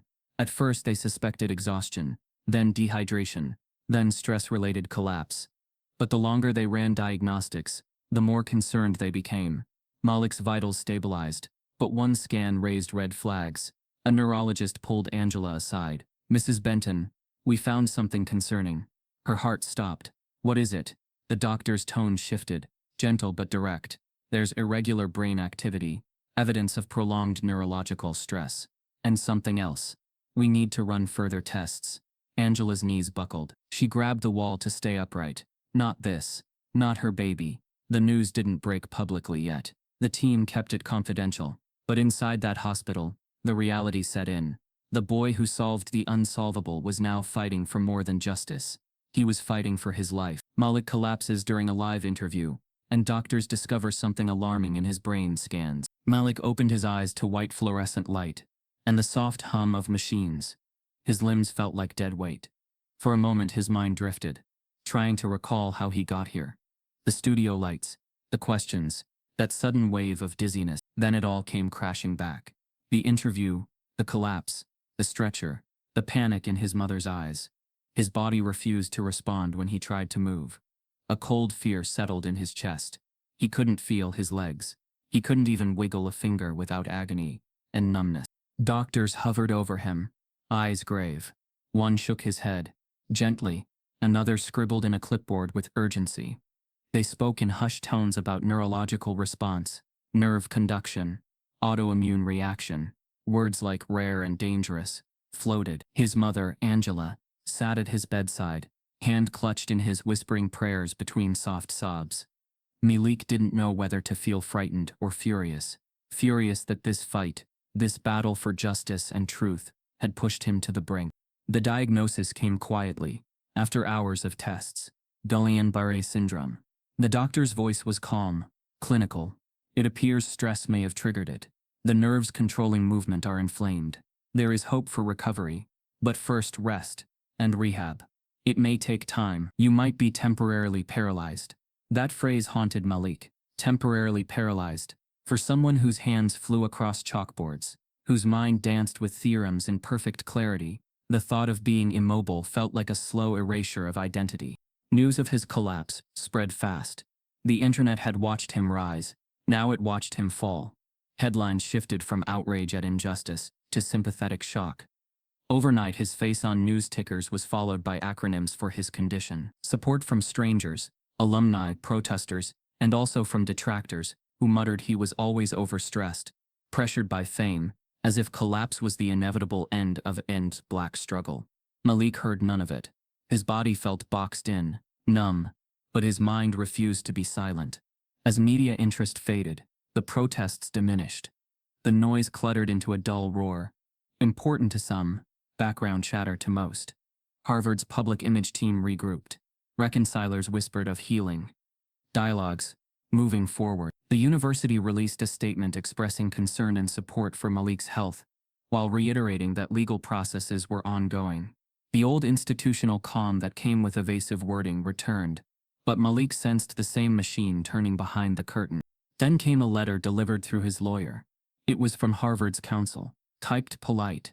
They offered once again a settlement, full reinstatement of academic status, a public apology, and a scholarship fund, set up in his name for underprivileged minorities entering STEM, all in exchange for dropping the lawsuit, signing an NDA, and agreeing to private arbitration for any future grievances. It was the same pattern he'd seen again and again: a hush, a buyout, an attempt to neutralize what they feared. From his hospital bed, Malik stared at the letter. The fluorescent light cast a harsh glare on the envelope. The words inside felt like a mousetrap painted gold. His mother's hand shook as she asked quietly, "Maybe you should take it, for your health." Her eyes were tired, her voice soft with concern. "You need rest, not more court drama. You could have a scholarship, financial security, peace." But Malik remembered the faces, the students whose files he had seen, names buried, voices silenced. He remembered a former faculty witness whose confession had cracked open the case. He remembered the blacklisted list where his name, and those of other minorities, had been flagged for being disruptive.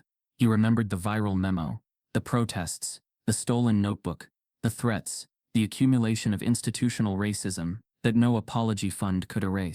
So he refused. He told his mother, and through her the lawyer, that he might be paralyzed today, but his cause was alive. He might lose movement in his limbs, but he would not lose the truth. He declined the settlement. His voice came faint, raspy, but steady. "I don't need charity, I want justice." Rehabilitation began slowly. Physical therapists helped him wiggle toes, later fingers. He practiced breathing exercises to calm the nerve pain. In dim hospital hallways, early morning corridors where cleaners passed by quietly, he sometimes saw hospital staff pause in silence, watching the black boy who resolved equations that should have been impossible, now struggling to flip a page or sip water. It wasn't pity, it was recognition, the kind that made his heart tighten more than fear. News outlets covered the collapse at first. Then gradually, attention drifted elsewhere. New scandals, sports dramas, celebrity gossip. But somewhere deep in the web, in forums, Reddit threads, small blogs, conversations stoked memories. Whatever happened to that Harvard math prodigy? Is he okay? Did he win the lawsuit? Malik held on to those questions like fuel. He opened his laptop from his bed, downloaded leaked documents, medical reports, lawyers' notes, court filings. He read lawsuits, filed by other students under his firm's name. He composed drafts, statements, testimonies, demands. He didn't have full use of his legs, but his types were steady, his spirit unbroken. Then, late one night, his lead attorney called him. The voice on the other end was calm but urgent. "Malik, we just got a tip. Our main witness from the math department, the one who confessed under oath in court. He's disappearing." Malik's heart dropped. The unexpected twist hung in the air heavy. The key witness, whose admission under oath had cracked open institutional truth, was now vanishing. "We don't know yet," the attorney continued, "but logs show he cleared out his Cambridge office earlier today. His personal number is disconnected." Angela looked away as the phone buzzed again. Lawyer's follow-up email, time-stamped midnight. "We're preparing an emergency motion to freeze evidence handling, request protective custody for the witness, and file for subpoena power over his communications. But time is critical." Malik exhaled slowly, the oxygen tube against his wrist whispering hiss. He stared at the pale ceiling tiles. This fight, the one that started with chalk on a blackboard, with an equation no one expected him to solve, had become bigger, darker, and infinitely more dangerous. It had spiraled beyond academic records, courtroom transcripts, viral hashtags. It was a legal war, a moral reckoning, a battle for truth. He closed his eyes for a moment and thought of Detroit, the cracked sidewalks where he once taught neighborhood kids math by chalk and hope. He remembered the feel of chalk dust on his fingers, the sound of kids arguing over X's and Y's, the sense of pride in unlocking a problem together. That memory, simple and human, grounded him now more than any protest or legal filing. He opened his eyes again. The hospital room was still. The machines beeped. Outside, the world kept spinning. Somewhere, protests subsided. Documents circulated. Universities changed statements. But here, lying on a narrow bed with limited mobility, Malik felt the weight of one certainty. This wasn't just about him anymore. It was about every student whose voice had been silenced, whose brilliance had been ignored, whose dignity had been traded for secrecy. His fingers tightened around the edge of the bedsheet. He made a silent vow. "I will walk again. And when I do, I will finish what they tried to stop." His legal team receives a tip. Harvard's key witness is about to vanish. The hospital room felt smaller. The moment Malik's attorney delivered the news, the witness was gone. Not just unreachable, gone. Vanished so cleanly it felt deliberate, like an eraser had swept across the man's entire life. Malik lay half reclined in his bed, limbs still heavy from Guillain-Barré, but his mind sharper than ever. His mother stood at his side, one hand braced on his shoulder, the other gripping the rail of the hospital bed. The tremor in her fingers was the only sign of how deeply this new blow had cut. Janelle, his lead attorney, paced at the foot of the bed, legal pad tucked under her arm, frustration etched in every line of her expression. "His apartment is empty," she said. "Not a box left behind, not a single piece of furniture." The neighbors said men in black SUVs came early this morning. No names, no badges. They loaded everything in under an hour. Malik stared at her, breathing slow but heavy. What about his phone? Disconnected. Her jaw clenched. No forwarding address. No emergency contacts. Nothing. Malik's mother pressed a hand against her forehead. "They're hiding him. Lord have mercy. They're hiding that man." Janelle stopped. "We can't prove Harvard's involvement. That's the problem. They're too smart to leave fingerprints. They know how to make unethical look legal." Malik swallowed, throat tight, the muscles in his neck still weak. He testified, in open court, under oath. His voice wavered, frustration pushing against exhaustion. His testimony was the turning point. "That's why they needed him gone," Janelle said, eyes burning. "He admitted the department was told to get rid of you. That statement cracked their facade. They're scrambling, Malik. This is retaliation, but in a way that looks clean." Angela stepped closer, anger sharpening her voice. So what happens now? They just erase him? Pretend he never said anything? Janelle sighed. The judge has called an emergency hearing to reevaluate the credibility of his testimony. Without the witness present, Harvard is arguing his statement should be thrown out. A cold wave passed through Malik's chest. His fingers curled weakly in the sheets. So they silence him, and then say he can't be trusted because he's missing? It's strategic, Janelle said softly. Cruel and strategic. The next 48 hours felt like a slow-motion collapse. Malik remained in the hospital, hooked to IV fluids and neurological monitors. While his legal team scrambled outside the room, Malik texted from his tablet as much as his weakened hands allowed, asking for updates, demanding action, fighting through pain to stay mentally present. A private investigator, a broad-shouldered former federal agent named Lennox Graves, joined the team.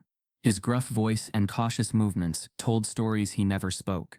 He appeared at Malik's bedside on day one, offering a firm nod.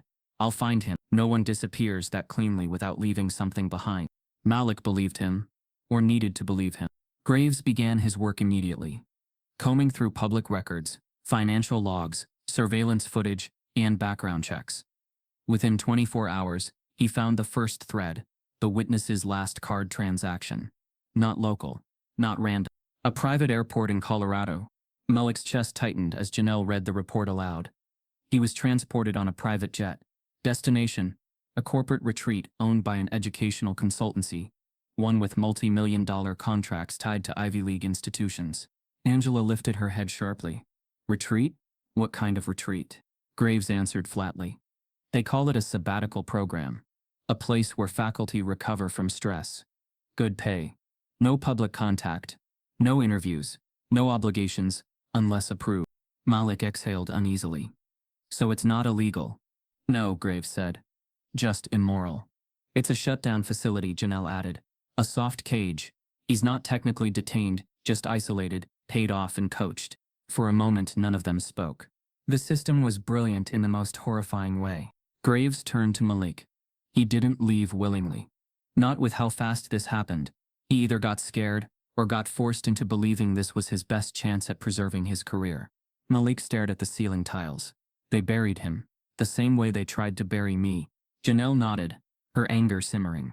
And now Harvard's motion to dismiss his testimony is gaining traction. They're arguing he's unstable, unreliable, and unavailable for cross-examination. And the judge is listening.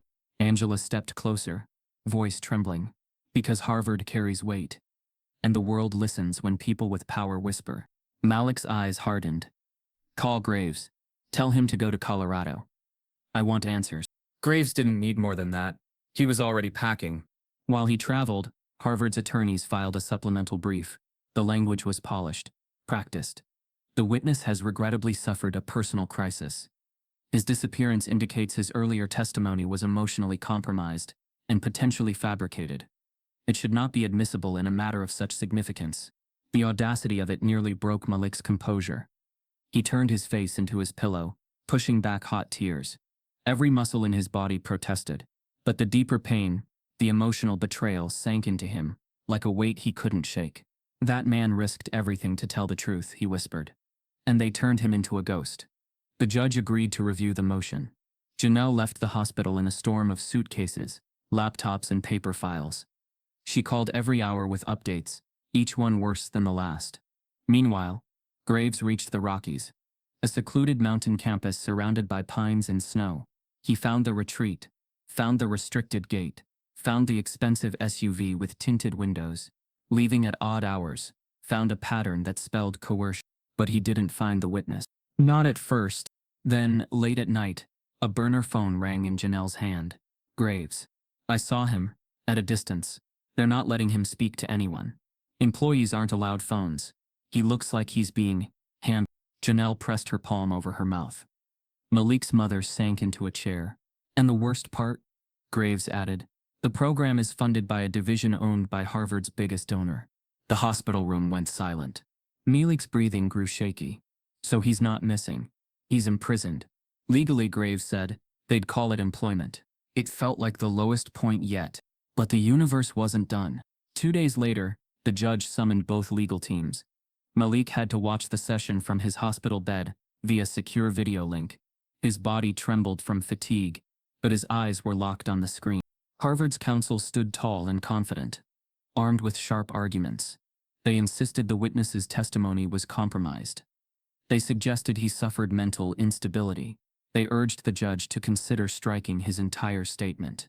Malik's legal team presented everything Graves found: travel logs, retreat documentation, receipts, without ever proving Harvard's direct involvement. It wasn't enough. The judge was visibly torn. "I will deliberate," the judge said. "Given the unusual circumstances, I must consider whether the jury can weigh this testimony without undue prejudice." Malik closed his eyes. His world shrank to the hum of machines and the beep of the heart monitor. That night, another hit landed. A rogue juror, someone on the deliberation panel, who should have been completely silent, leaked anonymous messages to an online forum. The messages spread everywhere within hours. Someone screenshotted them. Someone else posted them to Twitter. Then TikTok. Then Reddit. They read, "We're leaning Harvard's way. Benton's story is emotional, but the institution is stronger. Harvard didn't need to ruin him. He ruined himself by chasing fame. The witness going missing actually helps Harvard. Looks like he lied." Malik saw the screenshots as Janelle burst into the room, face pale. "Malik, the jury's being influenced, and their bias is showing. They think Harvard deserves protection. They think you." She didn't finish. She didn't need to. Malik felt something crack inside him, not physically, but spiritually, deeply, like a bone in the soul. His voice was a whisper. They were always going to protect Harvard. Janelle shook her head fiercely. "No, we're not done. Not yet. This leak just became our leverage. If the jury is compromised, we can push for a mistrial." Malik stared at Ed, eyes dark, breath steadying, despite the tremor in his chest. For the first time he realized, justice wasn't slipping away. It was being stolen in real time. A rogue juror leaks courtroom deliberations, and they're leaning in Harvard's favor. The air in the courtroom felt suffocating, heavier than before, as if all the weight of history had settled on the shoulders of those benches, waiting to crush the truth under its silence. Malik Benton sat at the plaintiff's table, his body weaker than most present, but his resolve sharpened by every betrayal the institution had dealt him. Around him, his legal team, eyes tired but ferocious, flipped through final exhibits, ready for one last stand. Across the aisle, the attorneys for the defense glanced at their phones, faces calm as though they'd already heard the verdict in their heads. Malik caught a glimpse of the jury, as the bailiff called them in. Most looked like they had stepped out of a prep school brochure. Tailored suits, polished shoes, neat ties. Their names, when read aloud, matched neighborhoods of privilege: East Shore Estates, Old Maple Drive, Chestnut Hills, Ivy League legacies, old money, and a comfortable defiance toward discomfort. These were not people used to challenge. These were people used to preserving comfort for themselves. From the start, the jury selection had felt like theater. The defense had dismissed every candidate who raised even mild skepticism about institutional reputation. What remained were those who nodded politely at phrases like prestige, tradition, and academic integrity. Malik remembered silently, during voir dire, how a young woman had asked if she could serve impartially, and the judge quietly thanked her, then dismissed her. The realization came now. The trial had been allowed to proceed only to maintain a facade. A verdict had been anticipated long ago. When the closing arguments began, Malik's lead attorney, Janelle Harper, spoke slowly, deliberately. Her voice was calm, but laced with steel. "Ladies and gentlemen of the jury," she said, "this case is not about one student. It is about every mind that's ever been silenced, because it challenged comfort. It's about every equation ignored, every voice buried, every young person who was told they didn't belong." Malik Benton didn't seek fame. He sought truth. He solved what was deemed unsolvable, and for that, they tried to erase him. She laid out the timeline with clarity.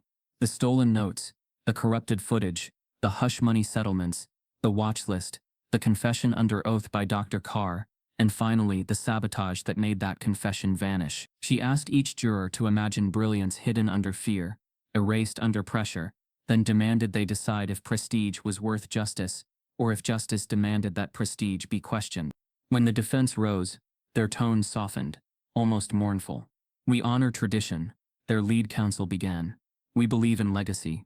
Harvard is not just a school. It's an institution that defines generations. Yes, Mistakes may have been made, miscommunications, overzealous young students, but our client is not just a building, he's an idea. And if we let one impulsive case shatter that idea, we risk the fabric of academic excellence. He paused. We ask you not to punish Harvard for a storm that was never forecast. The courtroom was silent for a long moment. The weight of responsibility hung like fog through the tall ceilings. Then the judge, with weary calm, dismissed both sides. The jurors stood, filed out. The gallery emptied, except for a few spectators. Cameras clicked, phones away. Everything went still. Malik's heart hammered. He stared at the empty jury box, at the silent faces of his lawyers. He closed his eyes, counting breaths. The next hours stretched longer than the months of battle that had led here. Outside the hall, protesters chanted. Inside, only quiet. When the bailiff returned, he held a small slip of paper. The foreman, a silver-haired man in conservative tweed, stood. He cleared his throat. We, the jury, find in favor of the defendant. Harvard University. His voice was polite, bare. A scholar's tone of regret, not malice. We do not find sufficient evidence to hold the defendant liable for the claims brought forth by the plaintiff, Mr. Benton. The words landed like a blow. Malik's body went limp. His mother gasped softly. The attorneys looked stunned, but composed. The courtroom dissolved into whispers, shocked exhalations, secret sorrow. Then the foreman continued. However, we request a review of internal processes. We recommend the university consider a reconciliation committee to review minority complaints more thoroughly. The statement felt like a cruel consolation, a pat on the wrist where a life had already been shattered. Malik rose unsteadily to speak, but his attorney placed a hand on his arm. Mr. Benton, she whispered, please wait. But Malik didn't feel like waiting. He felt used, lied to, burned. As the judge prepared to dismiss the jury, a murmur rippled through the courtroom. A door at the back opened slowly. A woman in plain dress and glasses stepped forward. All eyes turned. She was white, older, ordinary, but the kind of ordinary you don't expect to break through shrugs and smirks. I'm Juror 7, she said quietly. Her voice cracked on the 7. I need to speak. The judge raised an eyebrow, then nodded. Proceed. She turned and faced both tables. I'm sorry, she began, voice wavering. I've kept this inside, because I thought I was protecting something bigger than truth. She swallowed. But I can't sit by this. I've discussed the case with other jurors. We talked outside the room. I told them, I said maybe Harvard's reputation matters more than one student's story. She hesitated. I was wrong. Several heads in the courtroom turned. Harvard's counsel looked stunned, a flicker of panic in his eyes. The juror continued. I changed my vote after they pushed. Quiet questions. Are you sure he's real evidence? Could this be a smear campaign? What does Harvard lose if we side with him? They asked us to think of legacy, history, tradition, not justice. Her face fell. I voted guilty, or rather not guilty, because I believed the brand mattered more. But I realized as we deliberated that I was helping silence a life for an institution's image. I want to change my vote. I cannot live with what we just did. A gasp echoed across the gallery. Malik's mother buried her face in her hands. His attorney's face went pale. The defense table remained silent, stunned, perhaps calculating. The foreman exchanged a look with the judge. Madam, he said quietly, this is unprecedented. The judge rubbed his temples. Explain your statement further. Juror 7 shook. I'm not alone. 2 others weren't convinced. We sorted through evidence. We were told repeatedly to think of tradition over truth. We were told to protect the institution's reputation. And now see, that was not our role. Our role was justice. She glanced at Malik. I know I failed you, but not entirely. I will not confirm guilt, but I cannot stand by the verdict. Silence stretched. The judge leaned back heavily. Given these statements, I hereby declare a mistrial. This verdict is void. Shock crashed through the courtroom. Phones whipped out. Reporters gasped. Malik's legal team exchanged stunned but hopeful looks. Malik, chest thudding, legs weak, tears pooling in his eyes even as his face stayed calm, felt a strange, raw mixture of relief and anger. Outside, flashbulbs popped. Protesters cheered in distant halls. His mother broke down into silent tears. Janelle closed her folder, voice steady but tired. We got the reset we needed. But the relief was not sweet. Because as Malik settled back into bed, closed eyes heavy, a new dread began to build. He realized that a mistrial was only temporary resolution. The institution still stood. The patterns of cover-ups, hush money, silenced voices, they were all still there. And now, Harvard knew exactly how close it had come to exposure. He squeezed his mother's hand through the bed rails. "They'll come after us again," he said quietly. "Harder." Angela nodded, wiping tears. "Then we fight back harder." But as the judge's gavel came down, and the courtroom emptied, Malik had no illusions left. He had glimpsed the truth. He had felt the betrayal, and he had seen how quickly silence was resurrected. A juror admits misconduct, forcing a mistrial. Now, Malik knows Harvard will go all in to bury the case forever. The declaration of a mistrial was like a small, flickering light in a vast tunnel of darkness, enough to offer hope, but not nearly bright enough to guarantee safety. In the sterile hospital room where Malik Benton had slowly recovered, the shouts of protesters and the clamor of media cameras felt distant, muted by walls and IV monitors. But that night, Malik closed his eyes and allowed himself to finally feel something other than rage or pain, a flicker of fragile relief. His mother, Angela, sat beside him, exhaustion written in every line of her face. "They can't bury you now," she said softly, voice hoarse from weeks of holding back tears. "This time, they don't get to rewrite history." Malik nodded, though his limbs remained weak. His mind, however, raced. The reset, as his attorneys called it, was slotted to begin within 2 weeks. The new trial would be his final stand, at least for now. When news of the mistrial hit national headlines the next morning, support erupted again. Students from other universities posted solidarity messages. Alumni groups issued statements. Protesters organized bus routes to Boston. The hashtag "Justice Still Pending" trended. And once again the world turned its eyes toward Malik. The energy was different this time. Less raw outrage, more sober determination. People saw in Malik not just a victim, but a symbol, a beacon for every student whose intellect had been dismissed, whose ambitions had been stifled. On the third day after the mistrial, Malik was discharged from the hospital. He walked slowly, unsteadily, with a cane, his steps tentative but real. The crash in the studio, the collapse, the paralysis, those events had almost broken him, but now each step was a declaration. "I still exist. I still fight." His legal team convened a press conference outside the courthouse courtyard that afternoon. Cameras flashed, recorders clicked. Malik stood in front of reporters, cane in one hand, microphone in the other. His voice was quiet, but steady. "They tried to erase me. They tried to silence not just me, but every student who doesn't fit their idea of prestige. Today, I walk again, but I don't walk quietly." After the conference, the defense team from Harvard approached Malik's attorneys with a familiar folder and an even more familiar offer. Full reinstatement, his scholarship restored, fees covered, priority registration for next semester, and a public partnership, a fund for minority students in STEM, with Malik's name attached. The package was generous. It gleamed. It smelled of closure. They phrased it as healing, a way forward, for the institution and Malik. But as Malik looked at the faces across the table, calm, rehearsed, shielded, he felt no peace. The offer was a cage, dressed in silk. A way to buy off truth with comfort.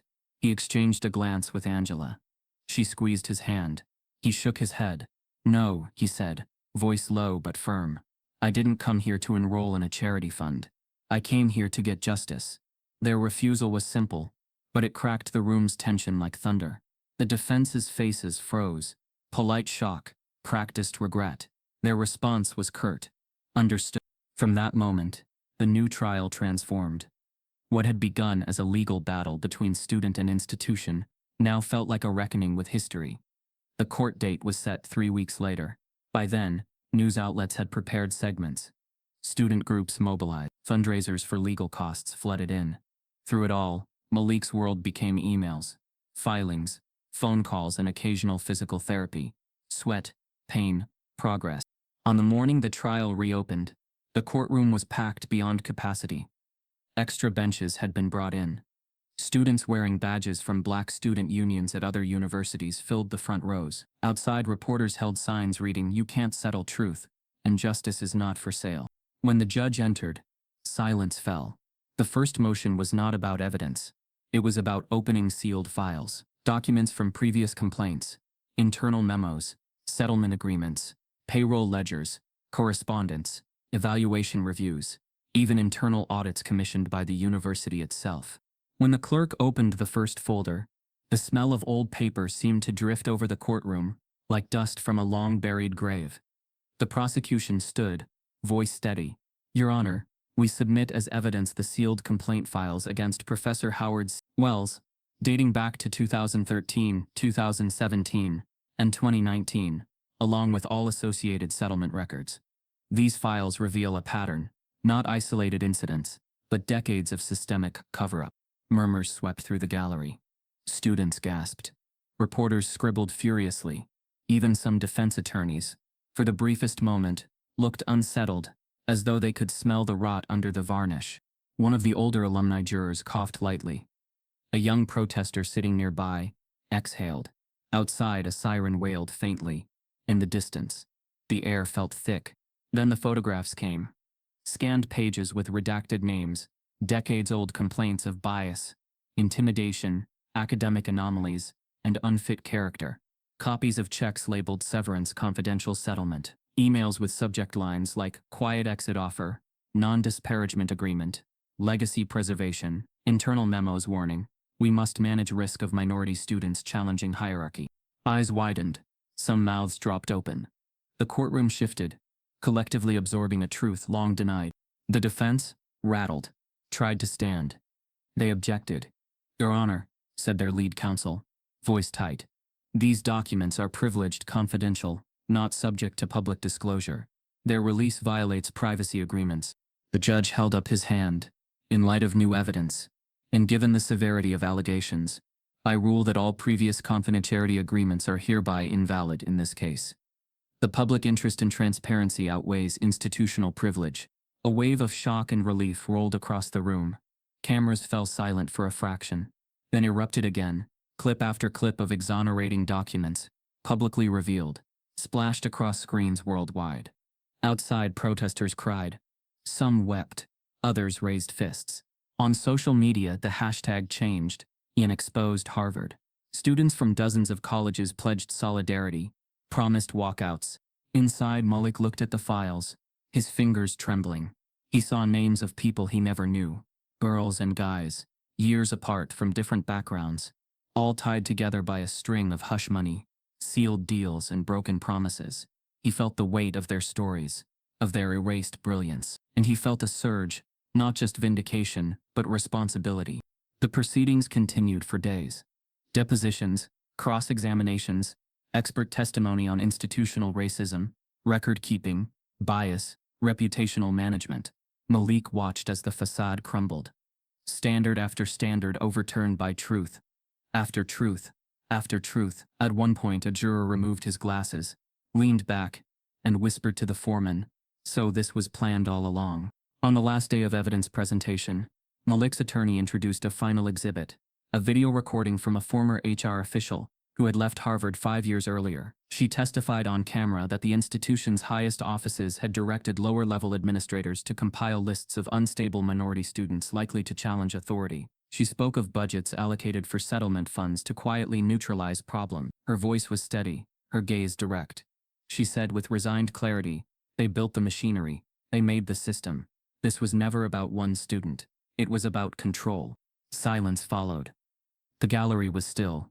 Journalists held their breath. Malik watched, heart pounding, as the video ended. The judge closed his eyes, hands folded over his robe, then looked up. "This court has heard enough," he said. "We will deliberate." Outside, protesters surged forward, voices raised in unison. Banners flew. The energy crackled, fierce, determined, tempered by documentation and truth. Malik stepped outside the courthouse, his cane held high like a staff. Reporters shouted questions. Students chanted. A small girl from a community college reached out and touched his hand. "Thank you," she whispered, "for standing." Malik didn't answer. He looked at the files in his bag, exposed, public, undeniable. Then he looked up at the building behind him. Ancient bricks, storied towers, massive doors designed to intimidate. He felt no fear, only resolve. But as the sun dipped low and the crowd began to disperse, a black sedan rolled up quietly. Two men in dark suits stepped out, glanced around, then approached the gates. Malik looked at them, suspicion tightening every muscle. One held a folder, thick, official-looking. The other kept his hand near his coat pocket. They didn't move fast. They didn't run. They didn't need to. Because this wasn't intimidation. It was a pressure test. A threat dressed in civility. The taller man spoke into a phone, voice low. Yes, he's out. He saw the files. So now what's next? Malik's jaw tightened. He heard the words but didn't flinch. Behind him, the protesters chanted. The world watched. That night, as he prepared for jury deliberation, his mother asked under the dim lamplight, "Do you think we'll win?" Malik closed the folder gently, stacking it on the small table beside his bed. The files, the evidence, the leaks, they meant something now. He nodded slowly. "I don't know if we win, but I know we changed the game." He looked toward the locked door. Beyond it, decisions, power, and justice waited. The judge orders all sealed files opened. But as two men in suits silently arrive at the courthouse gates, Malik realizes this isn't just a trial, it's a showdown. The courtroom finally exhaled the last gasp of its violence when the gavel cracked, and the verdict came down. Malik Benton sat at the plaintiff's table, chest tight, eyes closed. His journey had been relentless, from chalk dust on Detroit sidewalks to viral math triumph, from threats in hospital beds to courtroom drama and public uproar. But in that moment, the scales tipped. Harvard was forced to pay millions in damages, deliver a public apology broadcast across national networks, and commit to sweeping racial equity reforms in its admissions, grading oversight, and faculty accountability practices. The judge's final words echoed like thunder. Let no student again be judged by the color of their skin or the comfort of tradition. In the months that followed, Malik's name became more than a headline. It became a turning point. Universities nationwide cited the verdict as precedent. The hush money, settlement funds, and blacklists, all named in court documents, became exhibits in curriculum for social justice courses. Malik was approached by publishers, by civil rights organizations, by young hopefuls who saw themselves in his fight. He agreed to write a book, not a memoir of victimhood, but a manifesto of resilience. Solved before I sat down, mathematics, merit, and the price of truth. It soared to the top of bestseller lists. Readers called it a reckoning, a blueprint, a torch passed to the next generation. For every page, for every printed line, Malik converted pain into purpose. With the book's success came a new platform, one he had never sought, but now embraced with open eyes.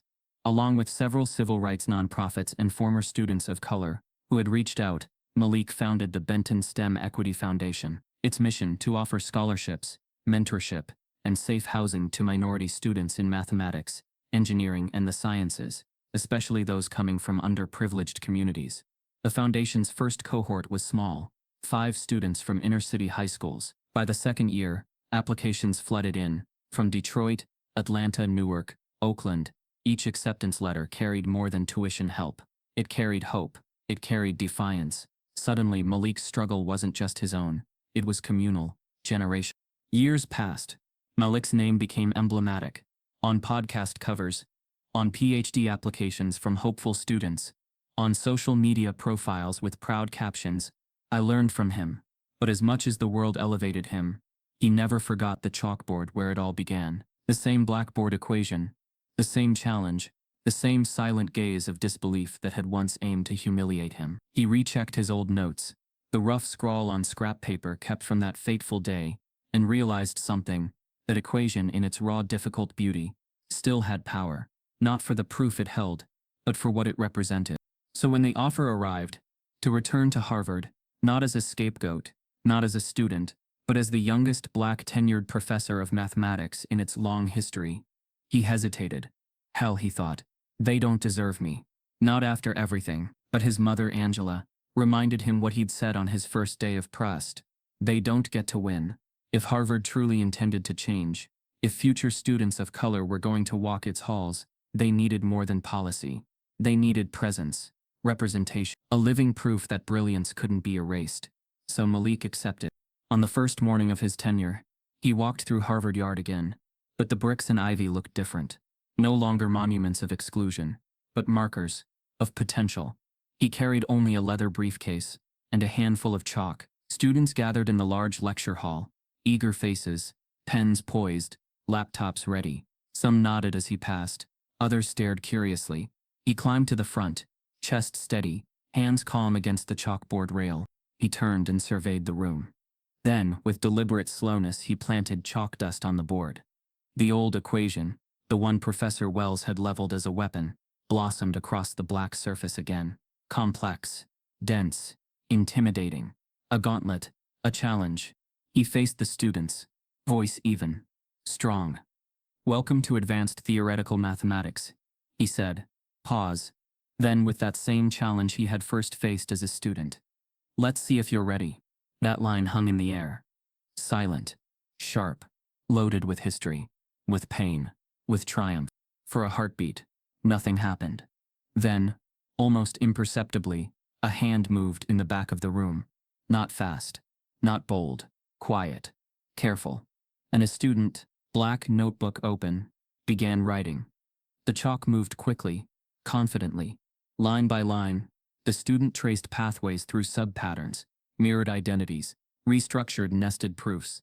Eyes widened nearby. A few students exchanged glances, disbelief, excitement, curiosity.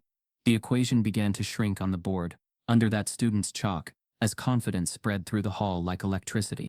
Malik kept his gaze fixed on the back. The student's posture was upright, calm, not seeking attention, seeking truth. The chalk fractured under their fingers. The board started to glow with possibility. A mix of gasps, whispers, and flushes rippled forward, too fast to suppress. Some students froze mid-scribble. Mouths parted. Others sat rigid, every muscle alert. Spectators in the back held their phones up, cameras catching the moment. Malik closed his eyes for a second. A single line of guilt flashed somewhere in his mind. "They might come for you again." He turned back to face the room, chalk in hand, heart steady. The silence had broken. Expectation filled the air. The possibility of brilliance, raw, unfiltered, crackled like static. Then came the stir. Footsteps from the doorway, hushed voices, heavy suits. People Malik didn't know. Administrators, lawyers, overseers, filing in, their expressions carefully blank, but their eyes calculating, scanning, measuring. The student at the back didn't stop. Chalk continued its path. Equation dissolved under intention. The board began to resolve into the final lines. Malik's fingers tightened around the chalk. His pulse stuttered with anticipation. Because this moment wasn't just for him. It was for every student who had ever been told, "You don't belong." It was for every silent notebook, every sealed complaint, every erased promise of potential. It was for those who had lost faith in themselves, in institutions, in hope. As the last characters of the proof appeared on the board, before the student even finished writing, a hush fell on the hall. Then a crescendo, astonished murmurs, collective breath intake, shuffling feet. The chalk snapped, the student leaned back, gaze steady. Malik cleared his throat, soft but carrying. "Congratulations," he said. "You just solved it before you sat down." In that locked moment, between chalk dust, stares, and silent power, the hall seemed to tilt. Tomorrow's textbooks would quote this. Social media feeds would replay it. Curriculum committees would argue. But more than that, tomorrow belonged to a new generation, one that didn't wait for permission to prove brilliance. Still, as everyone around him clapped, cheered, snapped photographs, words of encouragement, Malik felt a shadow behind the applause. In the back of the room, one of the administrators, the one in the dark suit who had stared without emotion, made a call, quietly, on a burner phone. Malik didn't hear the words. But even from here, he could see the shift. Postures straightening, eyebrows tightening, the cold mask returning. The fight wasn't over. The war had only changed form. He took a deep breath, chalk dust still on his fingers, hope shimmering in the room. And somewhere, under those rows of seats, underneath fear and tradition, a new legacy had begun. In the back of the room, just as a new black student solves the equation before sitting, a silent administrator makes a call. The fight is far from over. No one should have to bleed just to be believed. No one should have to fight this hard just to belong. Malik's story isn't rare. It's just finally being seen. If you believe the system must change, Type yes if you believe in justice.